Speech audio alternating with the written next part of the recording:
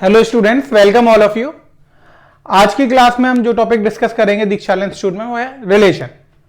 तो last class में हमने इंट्रोडक्शन ऑफ रिलेशन पढ़ लिया था। मैंने आपको ये बता दिया था कि ऑर्डर पेयर्स क्या होते हैं, कार्टेशियन फॉर्म्स क्या होती हैं। अब हम उसी को आगे बढ़ाते हैं और कुछ इंपॉर्टेंट रिजल्ट्स हैं, सम यूजफुल रिजल्ट्स, वो मैं आपके साथ डिस्कस करूंगा और उन्हें मैं बताऊंगा कि ये कैसे ट्रू होते हैं। उन रिजल्ट्स को आपको लर्न भी करना है, ये बहुत ही यूजफुल होते हैं और अलग अलग जगह यूज आते रहते हैं। ठीक है बच्चों, तो देखिए पहला रिजल्ट हमसे कहता है कि आप पहले बी यूनियन सी करिए, फिर उसके साथ कार्टेशियन प्रोडक्ट करिए ए का, यानी A cross B union C. A का कार्टेशियन प्रोडक्ट हम किसके साथ कर रहे हैं? B union C. अब यहां पे आपने मान लीजिए कि तीन सेट दे रखे हैं अलग अलग, ए बी और सी। तो हमने सबसे पहले बी यूनियन सी करा, फिर हमने ए का कार्टेशियन कर दिया उसके साथ। तो ये बराबर होता है कि आप ए का कार्टेशियन पहले बी के साथ कर दीजिए, फिर ए का कार्टेशियन सी के साथ कर दीजिए, उन दोनों का यूनियन ले लीजिए।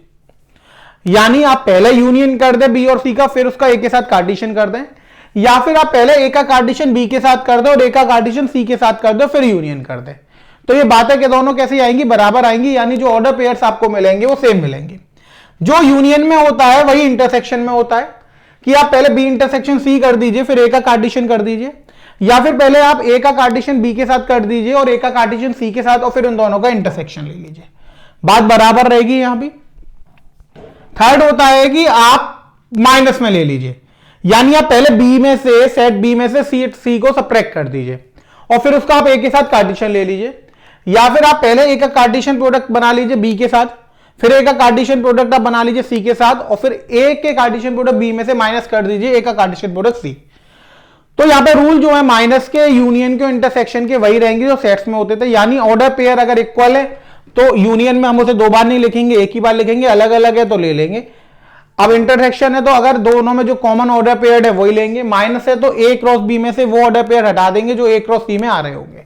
ऑर्डर पेयर इक्वल आपको पता ही है, अगर दोनों एलिमेंट इक्वल होते हैं, फर्स्ट वाला फर्स्ट के, सेकंड वाला सेकंड के, तो हम इक्वल मानते हैं, वरना वन इक्वल होते हैं। तो ये तीन प्रॉपर्टीज मुझे लगता है आपको बिल्कुल क्लियर हो गई होंगी, इसमें तो कोई डिफिकल्टी रही नहीं होगी, बिल्कुल क्लियर हो गई आपको। यानी पहले बी यूनियन सी कर दीजिए, या फिर ए के साथ कार्टेशियन, या फिर पहले ए के साथ बी का कार्टेशियन या ए के साथ सी का, फिर यूनियन ले लीजिए। इतनी बात आपको समझ में आ गई। ये हम एक एग्जांपल लेके भी प्रूफ कर सकते हैं। देखिए जैसे हमने एक एग्जांपल लिया, हमने ए सेट यहां पर मान लिया 1 into 2 और बी सेट आप मान लीजिए 2 into 3 और सी सेट आप मान लीजिए 3 और 4। ठीक है बच्चों, अब हमें क्या करना है? हमें ए क्रॉस बी यूनियन सी करना है। तो सबसे पहले बी यूनियन सी निकालिए। तो बी यूनियन सी आप करेंगे तो 2, 3 और 4 आ जाएगा, क्योंकि 3 को तो हम एक बार ही लिखेंगे। अब हमें ए का क्रॉस करना है बी यूनियन सी के साथ। तो पहला एलिमेंट ए से लेंगे, 1 का एलिमेंट 2 के साथ, फिर 1 का 3 के साथ, फिर 1 का 4 के साथ। ए में दूसरा एलिमेंट 2 है तो 2 का पहले 1 के साथ, फिर 2 का 1 तो है ही नहीं यहां पर, इसमें तो 2 है, 2 का 2 के साथ, 2 का 3 के साथ और 2 का 4 के साथ। ये बन गया आपके पास, ये एलएचएस आ गया। अब आप इसका आरएचएस निकालेंगे। तो सबसे पहले आप ए का बी के साथ कार्टेशियन करेंगे, कर दीजिए। क्या क्या आएगा? देखिए 1, 2, 1, 3, इसी तरीके से 2, 2 और 2, 3। अब आपने क्या करा? ए का सी के साथ कार्टेशियन कर दिया। ए का सी के साथ आप कार्टेशियन करेंगे तो 1, 3, 1, 4, 2, 3 और 2, 4। अब आपको इनका क्या लेना था? यूनियन लेना था। कोई बात नहीं, ले लीजिए। जो ऑर्डर पेयर सेम है वो एक बार लिख देंगे, जो अलग अलग है उनको दो बार लिख देंगे। 1, 2, 1, 3, 2, 2, 2, 3। अब आप देखिए 1, 3 ऑलरेडी आ चुका है तो दोबारा लिखने का मतलब नहीं बनता। 1, 4 हमने लिख दिया। 2, 3 ऑलरेडी आ चुका है, दोबारा लिखने का मतलब नहीं बनता। अगला है 2, 4। ये आपके आरएचएस की वैल्यू आ गई। अब आप देखेंगे यहां से कि एलएचएस और आरएचएस बराबर आ रहे हैं। देखिए 1, 2, 1, 3, 2, 2, ये रहा 2, 3, ये रहा 1, 4, ये रहा 2, 4, ये रहा। यानी एलएचएस किसके बराबर आ गया? आरएचएस के। अब एलएचएस अगर आरएचएस के बराबर आ गया, इसका मतलब है जो हमने प्रॉपर्टी पढ़ी है वो कैसी हो गई? वो प्रूव हो गई और सही प्रूव हो गई। ठीक है बच्चों, तो मैं इसे रफ कर दे रहा हूं फिलहाल।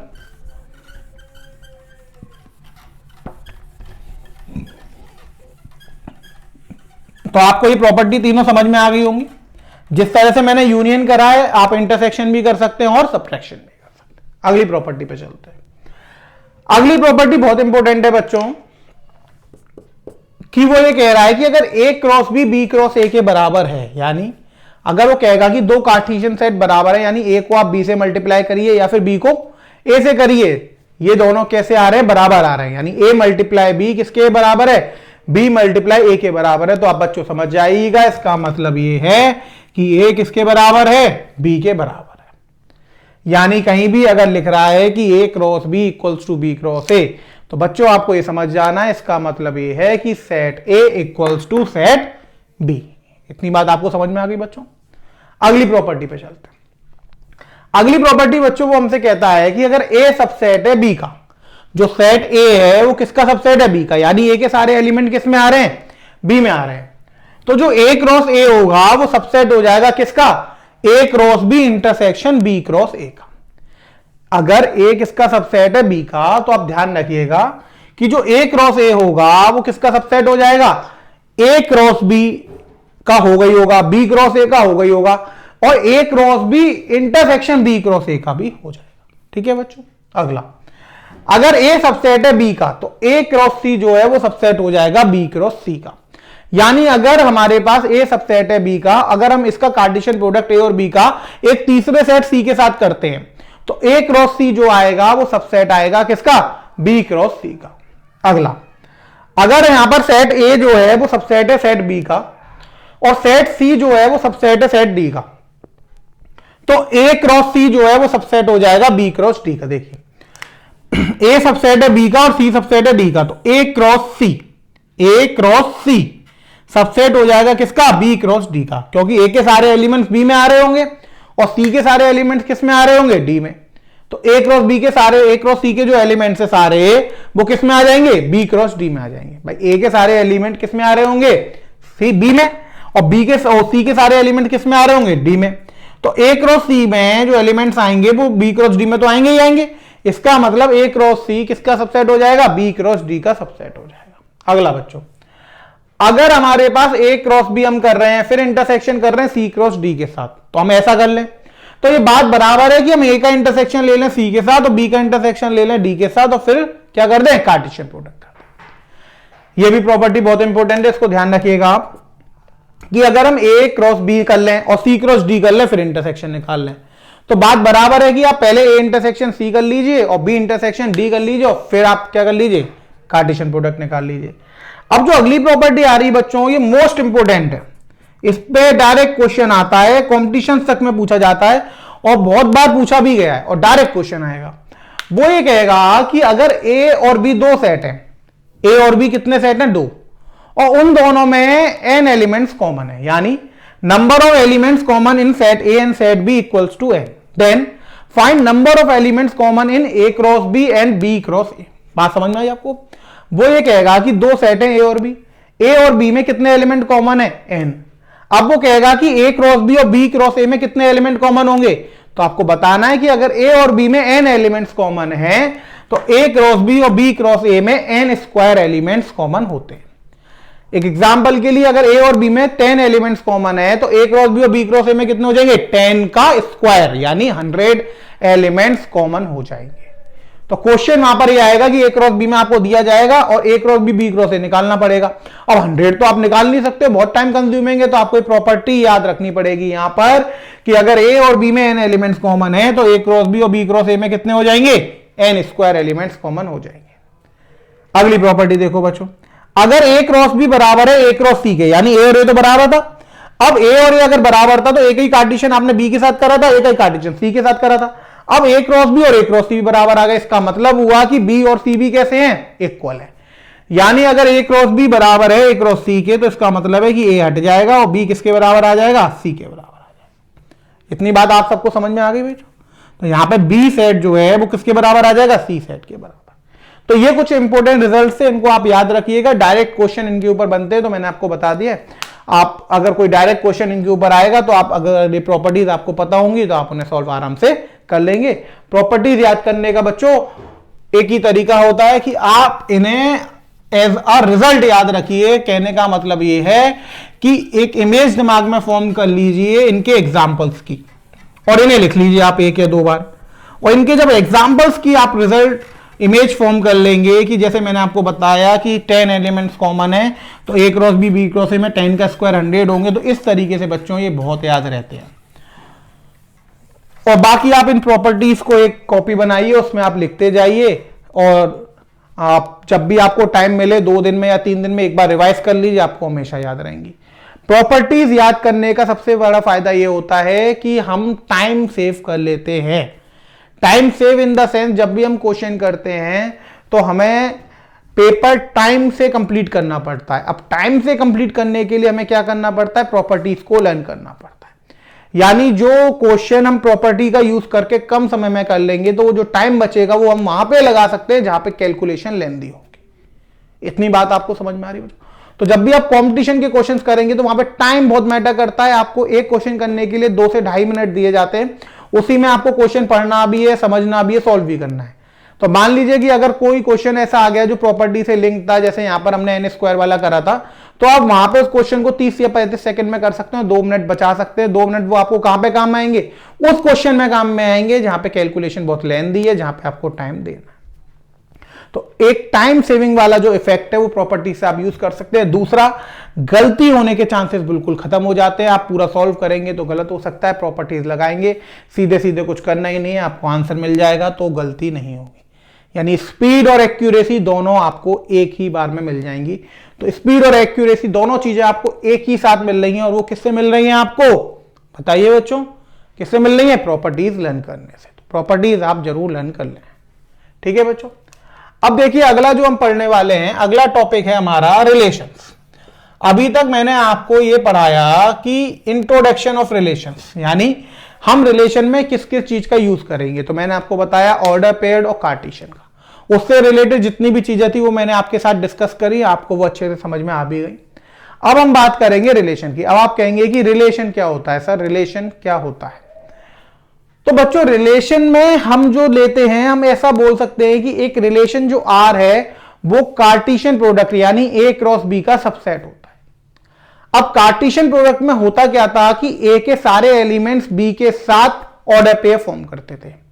हम पहला एलिमेंट ए से लेते थे, बी के सारे एलिमेंट्स के साथ जोड़ देते थे, फिर दूसरा एलिमेंट ए से लेते थे, उसे बी के सारे एलिमेंट्स के साथ ऑर्डर पेयर फॉर्म कर देते थे, फिर एलिमेंट्स ए से लेते थे, और हम ऐसा करते जाते थे जब तक ए के एलिमेंट खत्म नहीं हो जाते, तो बी के सारे के साथ ऑर्डर पेयर बनाते जाते थे। लेकिन रिलेशन में होता क्या है कि ऐसा कोई जरूरी नहीं है कि सारे के सारे ऑर्डर पेयर बने ही बने। अब इसमें ऐसा भी हो सकता है कि कुछ ऑर्डर पेयर फॉर्म हो, कुछ ऑर्डर पेयर फॉर्म ना हो।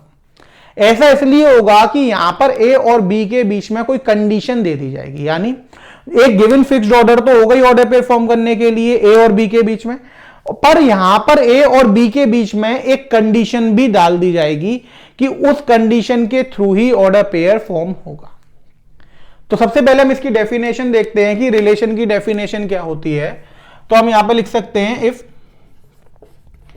A and B are two sets, then relation are defined as subset of A cross B। अगर A और B दो सेट्स हैं तो रिलेशन R क्या कहलाएगा, वो subset of A cross B कहलाएगा, यानी R जो होगा वो A क्रॉस B का सबसेट होगा। इसको हम ऐसे भी लिख सकते हैं कि R जो रिलेशन है उसमें order pair A comma B आएगा, जहां पर A बिलोंग कर रहा होगा A से और B बिलोंग कर रहा होगा B से। अब लेकिन यहां पर जो A कॉमा B आएगा तो इसको हम बोलते हैं A रिलेट्स टू B। अब A रिलेट्स टू B करेगा तो बाय यूजिंग एनी कंडीशन। अब ऐसे रिलेट नहीं कर लेगा, कोई ना कोई कंडीशन यहां पे डाल दी जाएगी। अब वो कंडीशन कुछ भी हो सकती है, ठीक है बच्चों। तो उस कंडीशन के थ्रू जब हम रिलेट करेंगे तो उससे जो ऑर्डर पेयर बनेंगे उसको हम क्या बोल देंगे, रिलेशन। अब ऐसा भी हो सकता है कि सारे के सारे ऑर्डर पेयर आ जाएं कार्टेशियन प्रोडक्ट के, ऐसा भी हो सकता है कुछ आ जाए, ऐसा भी हो सकता है एक भी ना आए। तो ऐसा कोई कंपलसरी नहीं है कि कितने आएंगे, सबसेट है ना। जैसे आपने देखा कि R जो है वो A क्रॉस B का क्या है, सबसेट है। अब सबसेट तो मैंने आपको बताया था एक एलिमेंट लेके भी बनता है, 0 एलिमेंट लेके भी बनता है 5, 2 एलिमेंट लेके भी बनता है 3, 4, 5, ऐसे मैक्सिमम जितने होते हैं उतने भी लेके बनता है। तो सबसेट का मतलब है कितने भी आ सकते हैं। तो रिलेशन आर को जब भी आपको डिफाइन करना होगा तो आप मानेंगे कि ए और बी दो सेट्स हैं, तो आर जो होगा वो सबसेट होगा ए क्रॉस बी का। इसको आप ऐसे लिखेंगे कि आर रिलेशन है तो उसमें ए कॉमा बी ऑर्डर पेयर आएंगे, ए रिलेट करेगा ए से और बी आएगा बी वाले से, यानी पहला एलिमेंट पहले सेट से और दूसरा एलिमेंट दूसरे से। ए कॉमा बी अगर आर के अंदर आ रहा है तो हम इसे लिखते हैं ए रिलेट टू बी, ठीक है ना। आप यहां पे लिख सकते हो if A comma B belongs to R then A comma B को हम क्या बोलेंगे, ए रिलेट्स टू बी, और बाय यूजिंग एनी कंडीशन ये रिलेट हो रहा होगा, ठीक है बच्चों। अब मान लीजिए कि एक एग्जांपल है कि हमारे पास हमने एक आर ले लिया, तो यहां पे आ रहा है 1 कॉमा ए 2 कॉमा बी और 3 कॉमा सी। मान लीजिए ये ऑर्डर पेयर आ रहे हैं। आर में जो ऑर्डर पेयर आ रहे हैं बच्चों कौन से आ रहे हैं, 1 कॉमा ए 2 कॉमा बी और 3 कॉमा सी। अब अगर 1 कॉमा ए 2 कॉमा बी और 3 कॉमा सी इसके अंदर आ रहे हैं तो 1 कॉमा ए हम लिखेंगे बिलोंग कर रहा है आर से, इसका मतलब क्या हुआ 1 relate to A by relation R. ये कंडीशन है वो किसके थ्रू लग रही है, रिलेशन आर के थ्रू। इसको लिखने का एक और तरीका होता है बच्चों, इसको हम ऐसे भी लिख सकते हैं 1 रिलेट टू ए, 1 बनाएंगे आर बनाएंगे और यहां पे ए बना देंगे। इसका मतलब भी वही होता है जो ये है कि 1 relate to A by relation R, ठीक है बच्चों। यानी रिलेशन को दिखाने के हमारे पास दो तरीके हो गए ऑर्डर पेयर को। एक तो हम ऐसे आर रिलेशन बना के उसमें ऑर्डर पेयर बना के लिख सकते हैं, ऐसे बिलोंग्स टू करके लिख सकते हैं, और दूसरा तरीका नोटेशन ये हो गया कि 1 आर ए लिख दिया, तो ये भी रिलेशन को दिखाने का एक डिनोट करने का मेथड होता है, ठीक है बच्चों। अब एक एग्जांपल मैं लेता हूं जिससे आपको ये बहुत ही इजीली समझ में आ जाएगा और आपको क्लियर भी होगा कि रिलेशन क्या होता है और कैसे हम उसे फाइंड करते हैं, ठीक है बच्चों। अब देखिए, अब हम सबसे पहले देखेंगे कि हमने एक सेट मान लिया ए और एक सेट हमने मान लिया बी, ठीक है बच्चों। सबसे पहले हमने सेट ए कंसीडर करा, हमने एक क्वेश्चन लिया उसे मैं आपको समझाता हूं। एक सेट ए मैंने लिया 1 2 3 4 5, फिर मैंने एक सेट बी लिया, मैंने यहां पे लिखा 1 2 3 4 5, या फिर मैंने यहां पे मान लिया 2 3 4 5, इतना मान लो चलो। तो मैंने एक सेट ए माना 1 2 3 4 5 और एक सेट मैंने बी मान लिया 2 3 4 5, ठीक है बच्चों। अब मैंने लिखा कि एक रिलेशन आर आएगा ए कॉमा बी। अब ए कॉमा बी में जो ए है वो बिलोंग करेगा ए से, बी बिलोंग करेगा बी से, and B equals to A plus 1। अब कंडीशन आ गई यहां पे देखो, वो कह रहा है कि आर रिलेशन में जो है वो ऑर्डर पेयर आएगा। ऑर्डर पेयर क्या आएगा, ए कॉमा बी आएगा, ठीक है। आर रिलेशन में order pair a comma b आ गया, समझ में आ गया। ए जो है वो पहले सेट से आएगा ए से, बी जो है वो दूसरे सेट से आएगा बी से। अब मैंने लिखा and B equals to A plus 1, और बी की जो वैल्यू होगी वो किसके बराबर होगी, ए प्लस 1 के बराबर होगी। अब देखिए आर का पहला एलिमेंट अगर हम ए से ले रहे हैं और दूसरा एलिमेंट बी से ले रहे हैं तो हम यहां पे से ऐसे भी लिख सकते हैं R defined from A to B. इसको हम पढ़ते हैं relation R defines from set A to set B. इसका मतलब पहला एलिमेंट ए से लेना है और दूसरा एलिमेंट कहां से लेना है, बी से लेना है, ठीक है बच्चों। तो जब भी हम रिलेशन को डिफाइन करते हैं तो हम उसको इस तरीके से भी लिखते हैं कि कहां से कहां पर हम उसको ले रहे हैं। अब देखिए, अब मैंने आपको बताया कि आर जो होता है वो सबसेट होता है किसका, ए क्रॉस बी का। तो सबसे पहले आप ए क्रॉस बी निकाल लीजिए। अब आप ए क्रॉस बी जब आप निकालेंगे तो आपको पता है कि ए में कितने एलिमेंट है 5 और बी में कितने एलिमेंट है 4, तो कितने ऑर्डर पेयर बनेंगे 20। चलिए हम बना लेते हैं 1 2 1 3 1 4 1 5, 2 2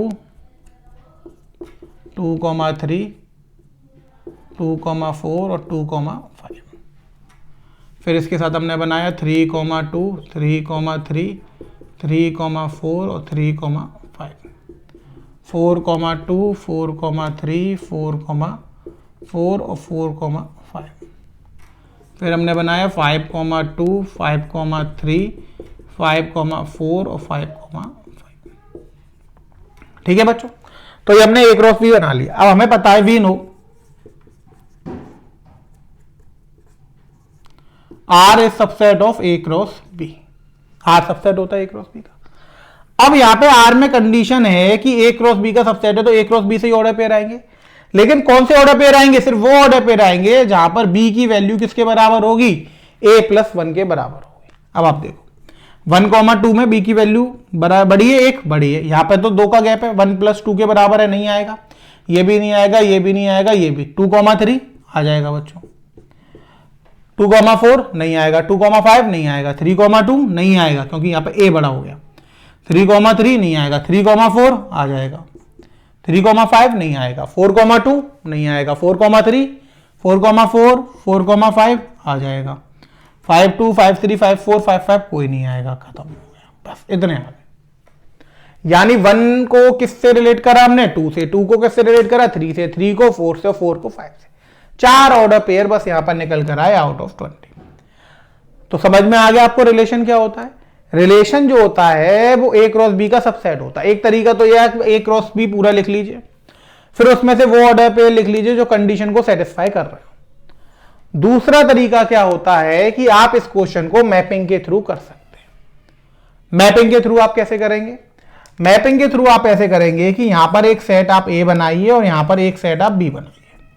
यहां पर लिख लीजिए 1 2 3 4 5, 2 3 4 5। अब देखिए 1 डालिए, अब 1 डालेंगे तो b की वैल्यू कितनी आएगी? देखिए 1 + 1 कितना हो गया? 2, यानी 1 किससे जाके जुड़ जाएगा? 2 से। 2 + 1 3, 3 + 1 4, 4 + 1 5, 5 + 1 6, 6 तो यहाँ पे है ही नहीं, यानी 5 जुड़ेगा नहीं। तो कितने ऑर्डर पेयर आ गए? 4 आ गए।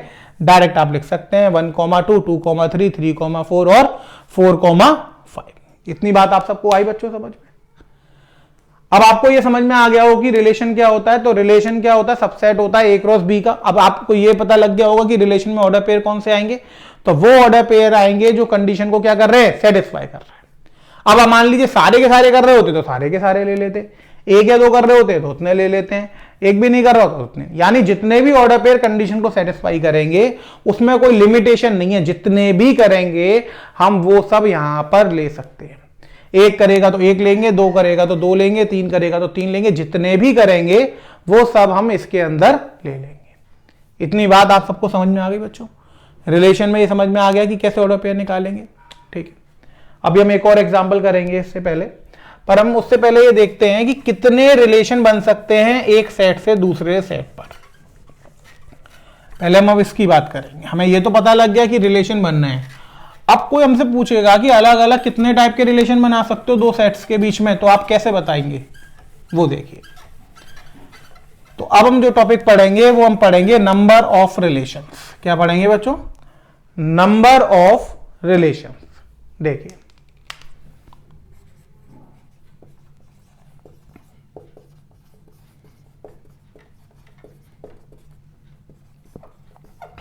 Number of relations. Number of relations का मतलब है कि अगर एक सेट आर ए दे रखा है, एक सेट बी, और रिलेशन आर जो है वो ए से बी पर डिफाइन है, तो टोटल नंबर ऑफ रिलेशन कितने फॉर्म होंगे। ठीक है, तो यहां पर हम लिखेंगे consider 2 sets A and be having n and m elements respectively. तो यहां पर हमने 2 सेट कंसीडर कर लिए ए और बी, और n और m उसमें एलिमेंट्स हैं। ठीक है, if relation R defines from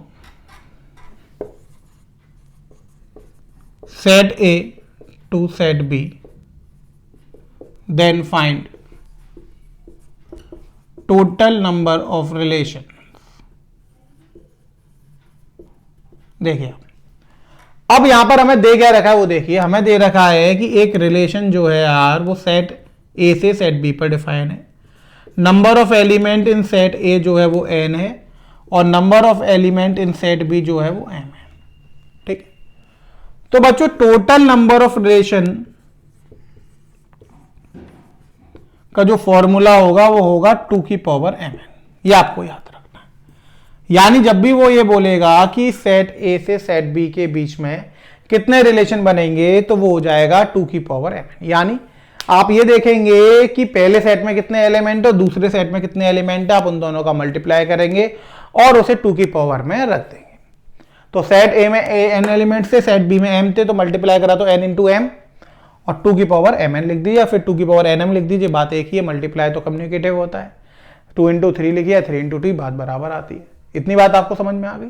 यानी जब भी दो सेट्स दिए जाएंगे और आपसे कहा जाएगा कि total number of relation find करो, तो आप उसे बता सकते हो आप कैसे फाइंड करेंगे, बताइए बच्चों। क्लियर हो गया आपको टोटल नंबर ऑफ रिलेशन निकालने का? ठीक है। अब मैं आपको रिलेशन के ऊपर एक और क्वेश्चन कराता हूं, जिससे आपको थोड़ा सा और क्लियर होगा कि रिलेशन में हम ऑर्डर पेयर्स को कैसे फाइंड करते हैं।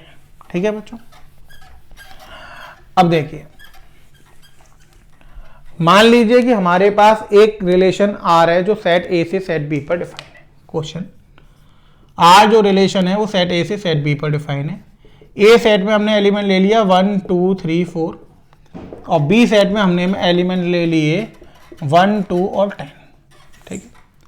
अब उसने कहा आर रिलेशन ऐसे डिफाइन है कि ए कॉमा बी आएगा, ए बिलोंग करेगा ए से, बी बिलोंग करेगा ए से, और एंड जो बी है वो किससे बड़ा होना चाहिए? ए से बड़ा होना चाहिए। यानी उसमें वही ऑर्डर पेयर आएंगे जिसमें बी की वैल्यू किससे बड़ी होगी? ए से बड़ी होगी। अब देखिए सॉल्यूशन, सबसे पहले आप ए क्रॉस बी निकाल लीजिए। 4 एलिमेंट से 3 है, 4 3 जा 12, 12 ऑर्डर पेयर बनेंगे। 1 1 1 2 1 10, 2 1 2 2 2 10, 3 2 1 3 2 3 10, 4 1 4 2 और 4 10, यही ऑर्डर पेयर बनेंगे बच्चों। अब रिलेशन आर हमने लिखा, अब आर में सिर्फ वही ऑर्डर पेयर आएंगे जिसमें बी की वैल्यू किससे बड़ी हो जाएगी? ए से बड़ी हो जाएगी। अब देखिए क्या 1 1 में 1 की वैल्यू 1 से बड़ी है ना, बराबर है। इसमें 1 2 क्या 2 1 से बड़ा है? हाँ है, तो 1 2। 1 10 में 10 बड़ा है, बी की वैल्यू बड़ी है इसे। 2 1, अब इसमें तो ए बड़ा हो गया, बी तो 1 छोटा हो गया ना। 2 2 बराबर हो गए, 2 10 आएगा। 3 1 आएगा? नहीं आएगा। 3 2 बी छोटा है, बी 3 10 आएगा। 4 1 नहीं आएगा, 4 2 नहीं आएगा, 4 10 आएगा। यानी रिलेशन आर में सिर्फ वही ऑर्डर पेयर्स आएंगे ए क्रॉस बी के जो कंडीशन को क्या कर रहे होंगे? सेटिस्फाई कर रहे होंगे। कंडीशन कहां से मिलेगी? क्वेश्चन में गिवन होगी। इतनी बात आप सबको बच्चों समझ में आ गई। कुछ भी नहीं करना है, ए क्रॉस बी आपको फाइंड करना आता है। ए क्रॉस बी लिख दीजिए, कंडीशन में जो सेटिस्फाई ऑर्डर पेयर कर जाए उसको रिलेशन में लिख दीजिए, वरना मत लिखिए। बस इतनी सी बात है। तो रिलेशन आप सबको समझ में आ गया होगा। ए क्रॉस बी तो आप आराम से निकाल ही सकते हैं। अब वो कहेगा रिलेशन आर निकाल के बताइए, ऑर्डर पे लेते जाइए, कंडीशन में रखते जाइए, कंडीशन सेटिस्फाई करते जाए, रिलेशन में लिख दीजिए, कंडीशन सेटिस्फाई मत करे तो रिलेशन में मत लिखिए, उसे हटा दीजिए। ये बात आपको समझ में आ गई बच्चों। रिलेशन बिल्कुल क्लियर हो गया आपको कि रिलेशन होता क्या है। नंबर ऑफ रिलेशंस आपको समझ में आ गया, टोटल नंबर ऑफ रिलेशंस क्या होते हैं। ठीक है बच्चों, अब हम अगले टॉपिक की तरफ चलते हैं। अगला जो टॉपिक है वो है रिप्रेजेंटेशन ऑफ रिलेशन। क्या है? रिप्रेजेंटेशन ऑफ रिलेशन, कि हम रिलेशन को कितने तरीके से और कैसे कैसे रिप्रेजेंट कर सकते हैं। ठीक है बच्चों, तो अब हम पढ़ेंगे रिप्रेजेंटेशन ऑफ रिलेशन। देखिए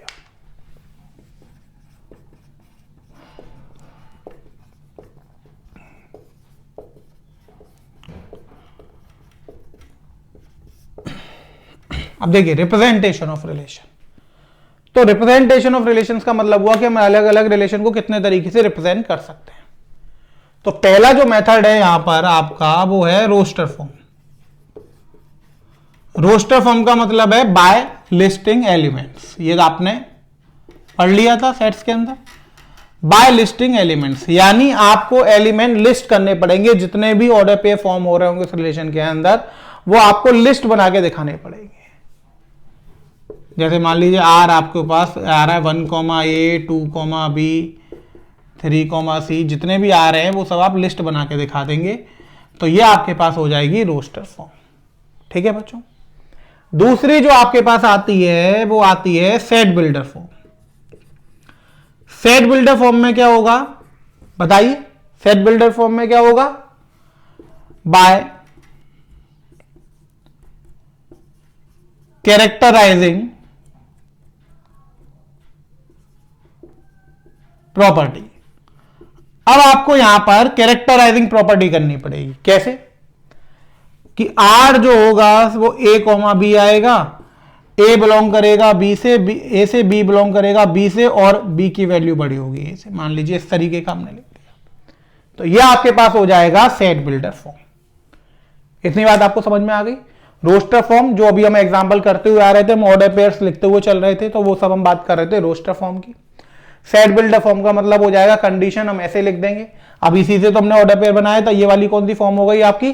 सेट बिल्डर फॉर्म हो गई। इतनी बात आपको समझ में आई। थर्ड जो फॉर्म आएगी आपकी वो आएगी बाय एरो डायग्राम। क्या आएगी? Arrow diagram. एरो डायग्राम बोल दीजिए या फिर आप डायग्रामेटिक फॉर्म बोल दीजिए। डायग्रामेटिक फॉर्म में मैंने आपको बताया था कि अगर हम सेट्स को रिप्रेजेंट कर रहे हैं, जैसे हमारे पास आर में हमारे पास आ रहा है 1 कॉमा ए, 2 कॉमा बी और 3 कॉमा सी, मान लीजिए ये आ रहा है हमारे पास। आर जो रिलेशन है वो ए से बी पर डिफाइन है, तो सेट्स को हम बनाएंगे ऐसे ओवल शेप में, ये ए और ये बी। तो यहां पे 1 2 3 हो जाएगा, यहां पे ए बी सी। 1 किसके साथ रिलेट कर रहा है? ए के साथ, ऐसे आर लिख देते हैं यहाँ पे। 2 बी के साथ कर रहा है और 3 किसके साथ कर रहा है? सी के साथ। यानी जो जो ऑर्डर पेयर आएंगे आप एरो डायग्राम से बता देंगे। ये सारी चीजें मैं आपको पहले बता चुका हूं।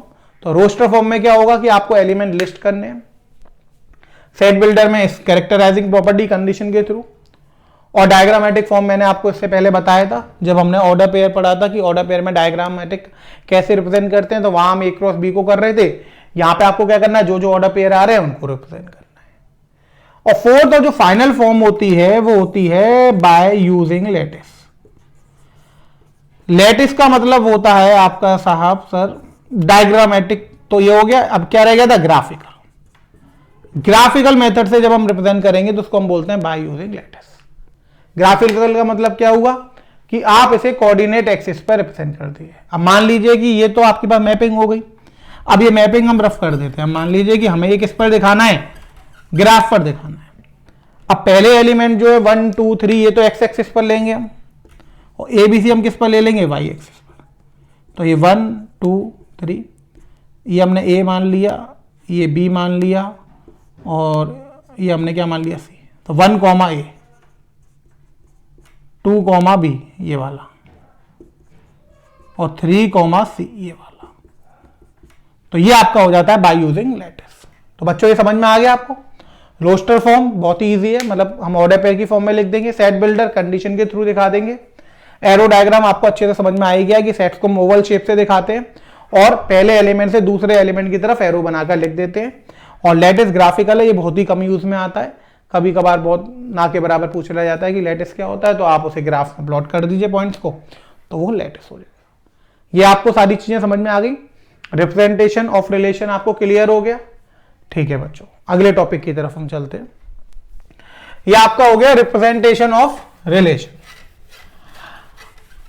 अब जो बात आ रही है, अब जो हम टॉपिक डिस्कस करने जा रहे हैं वो सबसे इंपॉर्टेंट टॉपिक है रिलेशन का, ये मानिए। अभी हमने रिलेशन पढ़ लिया, हमने पढ़ लिया कि इसमें ऑर्डर पेयर कैसे आएंगे, क्या कंडीशन सेटिस्फाई करेंगे, ये सारी चीजें हमने पढ़ ली। अब जो हम बात पढ़ने जा रहे हैं वो बहुत ही ज्यादा इंपॉर्टेंट है। क्या है? अब जो हम टॉपिक पढ़ेंगे वो हम पढ़ेंगे domain and range of relation. बहुत ही इंपॉर्टेंट टॉपिक है बच्चों, आप ध्यान से देखिएगा इसे। Domain and range of relation, कि रिलेशन की डोमेन क्या होती है और रेंज क्या होती है। डोमेन का मतलब होता है जो वैल्यू हम पुट करते हैं, और रेंज का मतलब होता है जो वैल्यू हमें आउटपुट में मिलती है। ये एक नॉर्मल डेफिनेशन है डोमेन और रेंज की। जैसे आपसे कोई पूछेगा कि डोमेन क्या होती है, तो आप बोलोगे जो वैल्यू हम पुट करते हैं। वो आपसे पूछेगा रेंज क्या होती है, तो जो वैल्यू हमें आउटपुट में मिलती है। अब सबसे पहले हम बात करेंगे डोमेन की। तो अब रिलेशन के केस में डोमेन क्या होता है? तो रिलेशन में ऑर्डर पेयर्स आते हैं, तो आपको पता ही है। तो जो ऑर्डर पेयर का जो फर्स्ट एलिमेंट होता है वो रिप्रेजेंट करता है डोमेन को। ऑर्डर पेयर का फर्स्ट एलिमेंट किसको रिप्रेजेंट करता है? डोमेन को। तो आप यहां पर क्या लिखेंगे? आप यहां पर लिखेंगे कि domain is a set of first element और कंपोनेंट्स और coordinate of ordered pair present in relation. एक रिलेशन में जितने भी ऑर्डर पेयर है, तो अगर हम उन ऑर्डर पेयर का पहला एलिमेंट ले लें, पहला कंपोनेंट ले लें या फिर पहला कोऑर्डिनेट ले लें, कुछ भी ले लें, तो उसका जो हम सेट बनाएंगे वो क्या बन जाएगा, हमारे पास डोमेन बन जाएगा।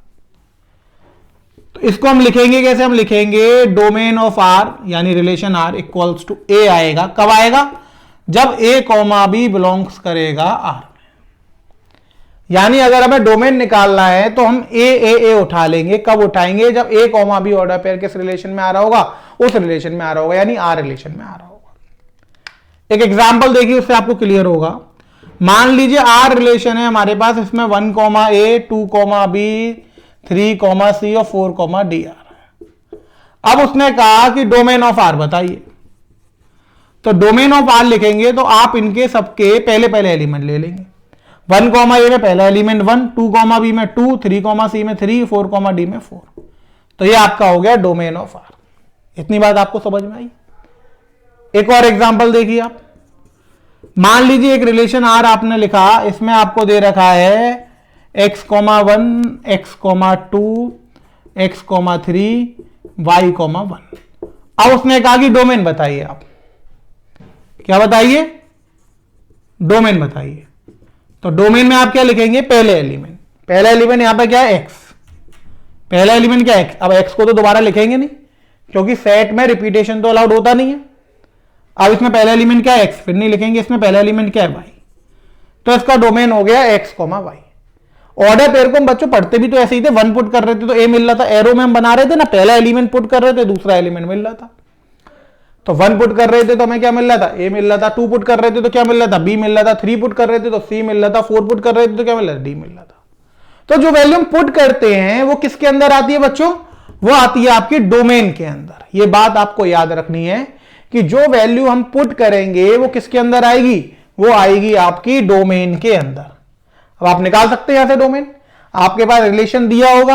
अब मान लीजिए रिलेशन फाइंड करने के लिए कोई कंडीशन दी थी, तो अभी हमने देखा था कि हम रिलेशन को कैसे फाइंड कर रहे थे। रिलेशन आप फाइंड कर लेंगे, ऑर्डर पेयर्स लिख लेंगे। ऑर्डर पेयर लिखने के बाद आप आराम से डोमेन निकालिए, हर एक ऑर्डर पेयर का पहला पहला एलिमेंट लिख दीजिए। अलग अलग आ रहा है तो आप कॉमा लगा के उन्हें सेपरेट लिखते जाइएगा। अगर सेम आ रहे हैं तो सेट की प्रॉपर्टी आपको पता है कि कोई भी एलिमेंट अपने आप को क्या नहीं करता, रिपीट नहीं करता। रिपीट नहीं करता तो आप उसे दोबारा मत लिखिएगा। समझ में आ गया आपको डोमेन। अब इसी तरीके से अगला टॉपिक जो हम पढ़ेंगे वो हम पढ़ेंगे रेंज। क्या पढ़ेंगे बच्चों, रेंज। अब डोमेन और रेंज में छोटा सा अंतर था, मैंने आपको बताया था। डोमेन क्या होता है, जो वैल्यू हम पुट करते हैं, और रेंज क्या होता है, जो हमें आउटपुट में मिलता है। तो इसकी डेफिनेशन भी कुछ ऐसे ही आएगी। तो यहां पर क्या हो जाएगा, range is a set of second element. First की जगह बच्चों क्या हो जाएगा, वो हो जाएगा सेकेंड एलिमेंट और कंपोनेंट और coordinate of order pairs present in relation. अब यहां पे अगर हम यहां पे डोमेन की जगह रेंज बात करेंगे तो सेकंड कंपोनेंट लेंगे। तो ए कॉमा बी में सेकंड कंपोनेंट क्या हो गया, बी हो गया। तो यहां पर हमारे पास बी आ जाएगा। कैसे आएगा कि बी रेंज में आएगा। कब आएगा, जब ए कॉमा बी किस में आ रहा होगा, आर में आ रहा होगा। इतनी बात आपको समझ में आ गई।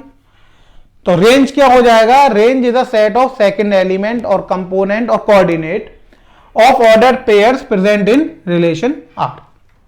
तो रेंज ऑफ आर को हम क्या लिख देंगे, रेंज ऑफ आर में क्या आएगा, बी वाले एलिमेंट आएंगे। कब आएंगे, जब ए कॉमा बी ऑर्डर पेयर किस में आ रहा होगा, रिलेशन आर में आ रहा होगा। अब एक एग्जांपल लेते हैं हम, तो यही वाले एग्जांपल ले लेते हैं। इसमें हम रेंज फाइंड करके देखेंगे। ये मैं रफ कर देता हूं यहां से डोमेन का। अब इन्हीं क्वेश्चंस को अगर हम देखते हैं कि अगर ये रेंज के लिए पूछे जाते, चलिए तो रफ हो गया, तो हम कैसे करते हैं। अब मान लीजिए पहला क्वेश्चन हमने लिया कि पहला क्वेश्चन हमें दे रखा है कि एक रिलेशन आ रहा है, उसमें ऑर्डर पेयर क्या आ रहे हैं, 1 कॉमा ए, 2 कॉमा बी, 3 कॉमा सी और 4 कॉमा डी। अब उसने कहा कि रेंज ऑफ आर आप बताइए। तो रेंज ऑफ आर बताने के लिए आप क्या करेंगे, सेकंड कंपोनेंट लिखेंगे। क्या लिखेंगे, सेकंड कंपोनेंट जो ऑर्डर पेयर्स के। अब सेकंड कंपोनेंट कौन कौन से आएंगे देखिए आप। 1 कॉमा ए का क्या आ जाएगा, ए आ जाएगा। 2 कॉमा बी का क्या आ जाएगा, बी आ जाएगा। 3 कॉमा सी का क्या आ जाएगा, सी आ जाएगा। 4 कॉमा डी का क्या आ जाएगा, डी आ जाएगा। इतनी बात आपको समझ आई? यानी फर्स्ट एलिमेंट ना आकर कौन सा एलिमेंट आएगा, सेकंड वाला एलिमेंट आएगा, तो वो रेंज हो जाएगा। यानी अगर हम ऑर्डर पेयर के फर्स्ट एलिमेंट सारे ले लेंगे तो डोमेन बन जाएगा, सेकंड एलिमेंट्स ले लेंगे तो रेंज बन जाएगा। तो क्या आ गया, ए आ गया, यहां से बी आ गया, यहां से सी आ गया और यहां से क्या आ गया, डी आ गया। अब एक और एग्जांपल देख लीजिए आप। एक रिलेशन आ रहा है, उसमें हमने कह दिया कि x, 1 आ रहा है, x, 2 आ रहा है, y, 1 आ रहा है, y, 2 आ रहा है। उसने कहा रेंज लिखो, ठीक है, कोई बात नहीं, रेंज लिख रही है मैं रिलेशन आर की, ठीक है। सेकंड कंपोनेंट लो, x, 1 में सेकंड क्या आ गया, 1, x, 2 में सेकंड कंपोनेंट क्या आ गया, 2, y, 1 में सेकंड कंपोनेंट क्या आया, 1 ऑलरेडी लिखा हुआ है तो दोबारा लिखने की जरूरत तो है नहीं। y, 2 में सेकंड कंपोनेंट क्या आ गया, 2, वो ऑलरेडी लिखा हुआ है तो दोबारा लिखने की जरूरत तो है नहीं। तो यानी रेंज में कितने एलिमेंट आ गए, 2 एलिमेंट आ गए, 1 और 2। इतनी बात बच्चों आपको समझ में आ गई? अब कोई भी आपसे पूछेगा कि डोमेन और रेंज क्या होती है तो आप उसे बता देंगे। डोमेन का मतलब होता है जो वैल्यू हम पुट करते हैं, और रेंज का मतलब होता है कि जो वैल्यू हमें आउटपुट में मिलती है। इतनी बात आपको समझ में आ गई? अब अगर आपसे पूछेगा कि ऑर्डर पेयर में हम डोमेन कैसे फाइंड करते हैं, तो ऑर्डर पेयर का अगर हम फर्स्ट एलिमेंट ले लेते हैं, या फिर फर्स्ट कंपोनेंट ले लेते हैं, या फिर फर्स्ट कोऑर्डिनेट ले लेते हैं, तो वो किसके अंदर आ जाता है, डोमेन के अंदर आ जाता है। रेंज में हम क्या करते हैं, सेकंड एलिमेंट ले लेते हैं, सेकंड कंपोनेंट ले लेते हैं, या सेकंड कोऑर्डिनेट ले लेते हैं, तो वो किसके अंदर आ जाता है, रेंज के अंदर आ जाता है। इतनी बात आप सबको क्लियर होगी बच्चों? डोमेन और रेंज आपको बिल्कुल क्लियर हो गया, ठीक है बच्चों। अब हम अगले टॉपिक की तरफ चलते हैं। नेक्स्ट टॉपिक जो हमें रिलेशन का पढ़ना है वो देखिए।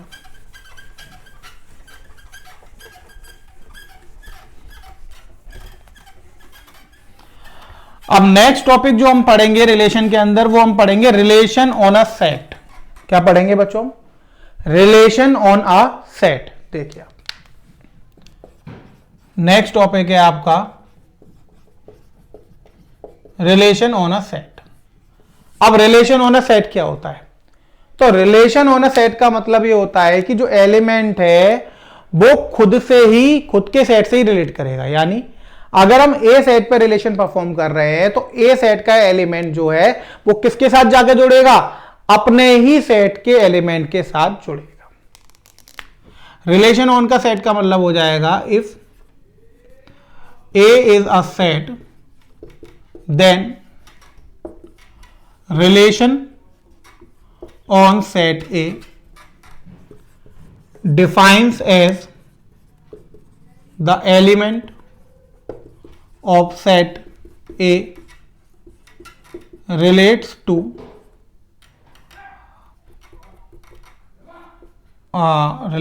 elements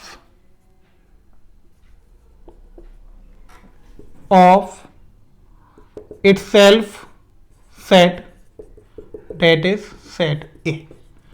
यानी A सेट से हम A पे ही रिलेट कर देंगे तो उसको हम बोलते हैं रिलेशन ऑन अ सेट। तो यहां पे हमें एक सेट दिया जाएगा तो रिलेशन को कैसे देखेंगे, A टू A। यानी A सेट के एलिमेंट को हम किसके साथ रिलेट कर देंगे, A सेट के साथ रिलेट कर देंगे। तो यहां पर एक ही सेट होगा, इसको हम बोलते हैं रिलेशन ऑन अ सेट।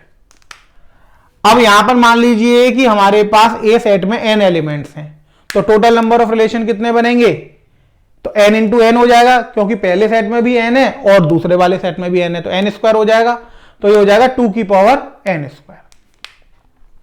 कैसे देखिए, if number of element in A equals to n, so number of element in A cross A कितना हो जाएगा, n इंटू एन यानी n स्क्वायर। तो टोटल नंबर ऑफ रिलेशन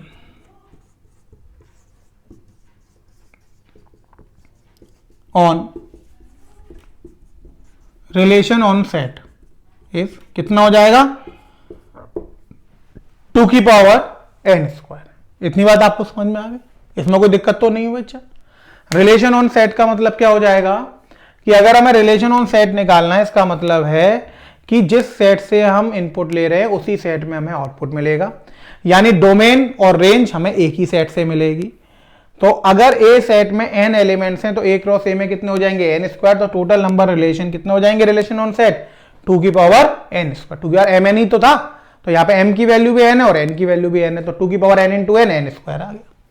इतनी बात आपको समझ में आ गई। ये हो गया रिलेशन ऑन अ सेट कि उस सेट से ही हमें उस सेट पर डिफाइन करना है। एक एग्जांपल लेके आप इसे समझ सकते हैं। देखिए मैं एक एग्जांपल लेके आपको समझा दे रहा हूं कि मान लीजिए कि ए सेट है और उसमें जो एलिमेंट्स हैं हमारे पास वो हमने मान लिए कि 1, 2 और 3 हैं। हमने माना कि हमारे पास एक सेट ए दे रखा है, उसमें एलिमेंट्स हैं 1, 2 और 3। डिस्क्राइब